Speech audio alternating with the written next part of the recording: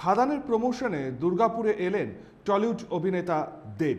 Cinema যে টলিউডে একেবারে game changer তা এক ঝলকেই বুঝিয়ে দিয়েছে।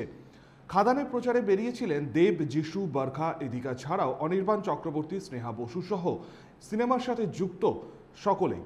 বৃহস্পতিবার সন্ধ্যায় দুর্গাপুরের সিটি সেন্টারে একটি বেসরকারি মাল্টিপ্লেক্সে জনতার মাঝে হাজির হন দেব। ইতিমধ্যে রিলিজ হওয়া একাধিক গানের তালে নাচতেও দেখা যায় অভিনেতাকে, তার সঙ্গে খাদানের একাধিক ডায়লগ।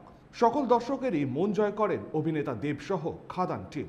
আগামী সপ্তাহে 20 তারিখে মুক্তি পেতে চলেছে টলিউডের সিনেমা খাদান, আর খাদানকে ঘিরেই এখন দেব ভক্তদের মধ্যেই যেন এক আলাদা উচ্ছ্বাস।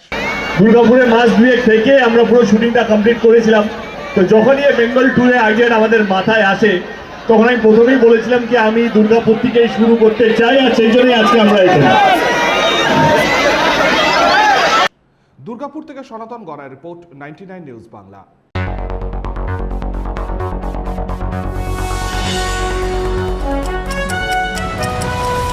আপনারা দেখছেন 99 নিউজ বাংলা। বদলাবো আমরা।